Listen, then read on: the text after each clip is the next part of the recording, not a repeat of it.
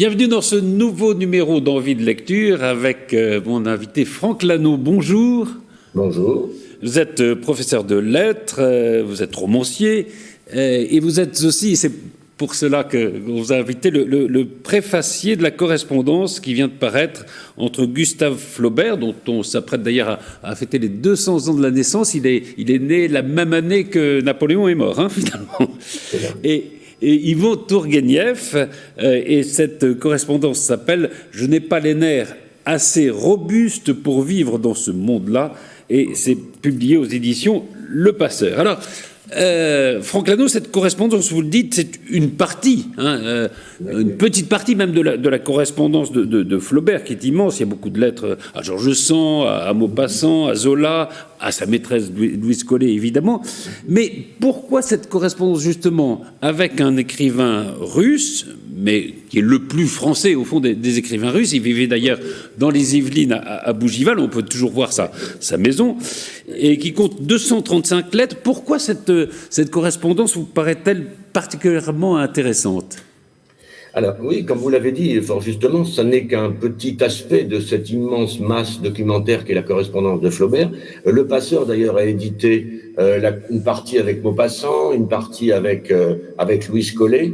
Alors, vous avez raison de signaler que c'est effectivement assez particulier, cette rencontre entre ce que Maupassant appelle les deux géants, le géant Flaubert et le géant Tourguenieff. Tourguenieff était vraiment un balèze, c'était un baraque.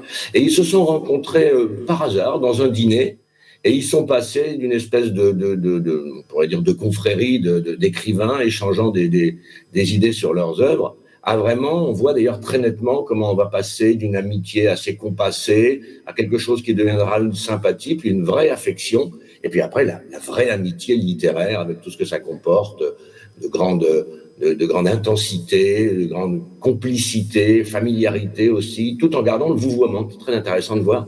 En fait, on voit évoluer cette relation, mais on en voit quand même une espèce de permanence dans le lien. Il y a du respect de l'un pour l'autre, d'ailleurs, et d'admiration.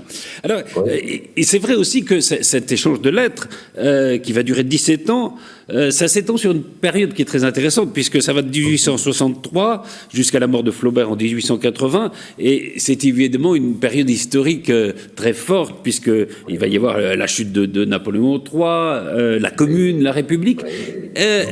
Quels sont on va après revenir sur les jugements, notamment de Flaubert, sur la société, qui sont très très forts, on s'en doute. Mais est-ce qu'ils ont, eux, des positions politiques affirmées? Alors, leur position politique, c'est difficile évidemment de penser par rapport aux critères qui sont ceux d'aujourd'hui. Oui.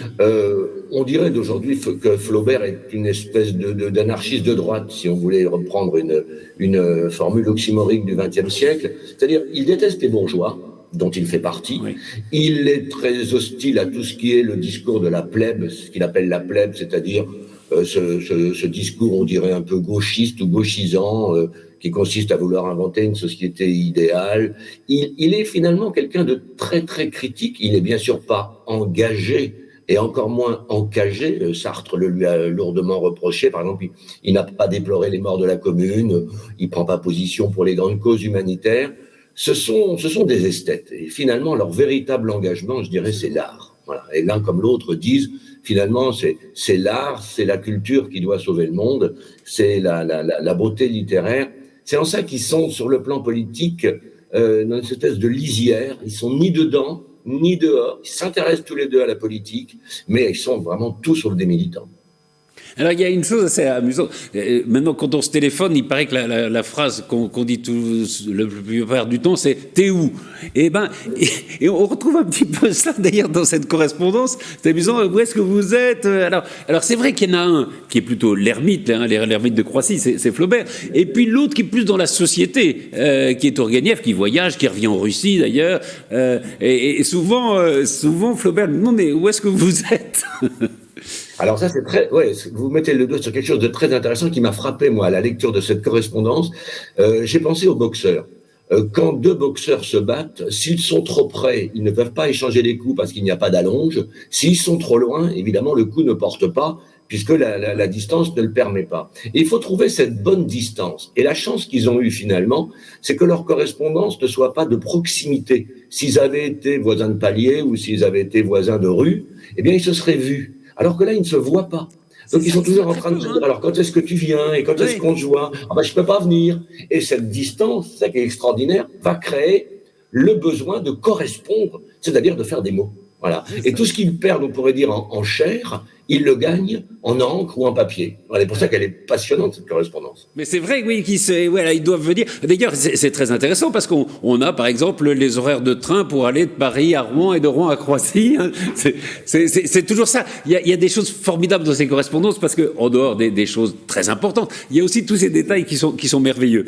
Alors, il faut revenir quand même au jugement sur la société, notamment les jugements de Flaubert. On le sait, hein, Flaubert vomit ses contemporains. Et quand je dis vomi, le terme est presque approprié, parce que il y a souvent des termes qui ont trait au corps. Je vais citer j'ai toujours tâché de vivre dans une tour d'ivoire, mais une marée de merde en bas les murs à la faire crouler, ou encore je ne voudrais pas crever avant d'avoir déversé quelques pots de merde sur mes semblables, ou encore alors ma noble patrie devient de plus en plus stupide. Alors là on reconnaît évidemment Flaubert. Tourguenieff le contredit pas totalement, mais est-ce que c'est pour ne pas accélérer sa colère, ou parce qu'il partage ses sentiments? Alors, je crois, sans faire de psychanalyse de camping, mais je crois qu'effectivement, Tourguenieff est beaucoup plus modéré, il est beaucoup plus posé. Flaubert se laisse aller à tout ce que sont ses paroles. Vous avez cité effectivement cette célèbre lettre dans laquelle il veut déverser ce pot de merde sur la société. Oui, il y a chez Flaubert, d'ailleurs, Christophe Raymond a choisi comme titre, là je l'ai sous les yeux, je n'ai pas les nerfs assez robustes pour vivre dans ce monde-là. Et on a tout le mépris du ce monde-là, c'est-à-dire cette société-là. Finalement, on trouve chez Flaubert une grande critique du bourgeois. C'est quand même quelque chose qui est constant, je trouve, à cette littérature de la deuxième partie du 19e. On le voit chez quelqu'un comme Rimbaud, évidemment, chez Baudelaire, chez Mallarmé. Le bourgeois, finalement, c'est l'homme de l'avoir, c'est l'homme de la matière. Et Flaubert se veut, lui, l'homme de l'être, l'homme de l'esprit. On peut jouer d'ailleurs homme de lettres et homme de lettres. Hein. Et c'est peut-être ça qui ressort le plus, je trouve, dans leur échange. Alors que Tourguenieff, je dirais, est plus ductile, est plus sinueux. Il a plus volontiers le sens du monde et des relations que Flaubert. Oui, il est plus dans la société aussi. Hein. Il va dans des repas mondains, etc. Ce que Flaubert fait probablement un peu moins. Il y a aussi, et vous le dites, dans les correspondances, il faut faire attention parce qu'il y en a qui jouent à l'écrivain. Vous parlez de Gide, notamment. Et là, vous dites, au contraire, Flaubert, il est lui-même, quoi. Il est tel qu'il est. Alors, c'est tout le problème, effectivement, de la mise en scène de soi. Quand on écrit une lettre à cette époque et qu'on s'appelle Flaubert et qu'on la destine à Tourguenieff, on imagine bien qu'elle va pas aller au panier et qu'elle ne finira pas dans quelques corbeilles. Donc, il sait très bien que c'est une partie de son œuvre. C'est ça qui est intéressant, c'est qu'il a très nettement conscience. Il n'écrit pas de mémoire, il n'écrit pas de journal intime, il n'écrit pas de carnet personnel. Sa correspondance, c'est finalement l'écriture de soi, la mise en mots du moi, de Flaubert. Donc il soigne cette correspondance, il sait qu'elle sera gardée, donc il y a évidemment une part, on pourrait dire, de pause, il y a une part de jeu. Mais en même temps que c'est un jeu JEU, c'est en même temps un jeu JE, on va faire un petit calembour facile, mais ce jeu, c'est-à-dire, il exprime par-delà le côté joué, finalement quand on joue, on y croit. Un gamin qui joue à la guerre, il joue à la guerre, il est dedans. Il y a chez Flaubert tout d'un coup une espèce de spontanéité, de sincérité qui apparaît, je dirais peut-être même encore plus du fait qu'il sait qu'il joue et que son lecteur aussi va jouer au lecteur en lui répondant. Alors, parlons peut-être un peu de la correspondance, la situation de la correspondance dans la littérature. Alors, certains disent c'est inutile de s'intéresser au fond à des textes qui n'ont pas été écrits pour être publiés. Quoi, ça sert de savoir que Balzac est submergé tout le temps par ses problèmes d'argent, on s'en fiche un peu. C'est pas une œuvre littéraire. C'était Mallarmé, je crois, qui disait le meilleur de nous n'est pas destiné au papier à lettres. Et d'autres disent au contraire, la vérité des écrivains, on la voit justement dans ces correspondances. Quelle est votre position ? là encore, sans être normand, et bien qu'étant un camp, mais je dirais que peut-être le fond des choses est dans la résultante. C'est-à-dire que on ne saurait réduire, évidemment, une correspondance, enfin, on ne saurait faire d'une correspondance un texte à proprement parler littéraire, c'est-à-dire construit, voulu, puisqu'elle se fait au fil des jours.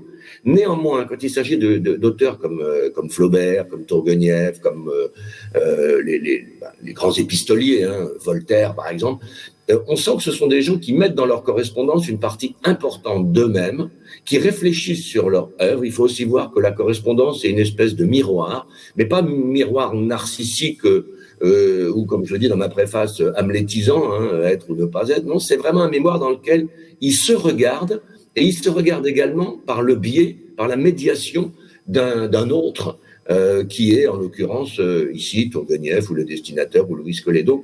Il y a une dimension vraiment littéraire, et moi je m'en suis rendu compte pour avoir étudié de près certains textes de Flaubert. Ces lettres sont vraiment, pas toutes évidemment, mais certaines d'entre elles sont vraiment des bijoux, aussi bien d'analyse de soi que de critique littéraire. Ce sont tous les deux de très grands et de très bons lecteurs. Je crois qu'il faut vraiment, on mesure quand même que on lit des livres pour apprendre à écrire. Et pas seulement, on n'apprend pas. C'est pas simplement un travail scolaire, c'est vraiment là. Ils lisent les écrivains, ils les étudient. Enfin, c'est très impressionnant la démarche critique qui se fait jour dans cette correspondance. Et puis, ouais, non, c'est vrai qu'il y a le style, peut-être que, je pense pas, il n'y avait pas le gueuloir dans ces correspondances, je pense pas, mais c'est vrai qu'on retrouve le style de Flaubert, et puis sa personnalité, parfois sa haine de ses contemporains. Le problème de la correspondance aujourd'hui, c'est que c'est un genre fini, quoi. On va avoir des échanges de mails entre écrivains. Le mail est en train de tuer deux éléments importants de la critique littéraire, qui sont la correspondance et les brouillons. Alors certains auteurs, je le sais, font des sauvegardes. Oui, mais les brouillons tels qu'on les connaît, c'est-à-dire ces pages accumulées où on voit les ratures, enfin d'autant plus chez Flaubert, c'est impressionnant. On peut pratiquement considérer que pour une page de Flaubert, il y a 10 pages préalables. Enfin quand on a fait le jeu de mots entre littérature et rature, il s'applique parfaitement à Flaubert. Alors ça, oui, effectivement, la génération numérique fait disparaître cette espèce d'amont du texte. Ouais, ça c'est vrai. Je crois qu'il faut s'y résoudre. Raison de plus pour relire les grandes correspondances, et je conseille particulièrement celle-là. Donc je n'ai pas les nerfs assez robustes pour vivre dans ce monde-là. C'est le titre de la correspondance entre Flaubert et Tourguenieff que vous préfacez, Franck Lano. C'est aux éditions Le Passeur. Merci infiniment. Merci beaucoup, merci à vous. Au revoir.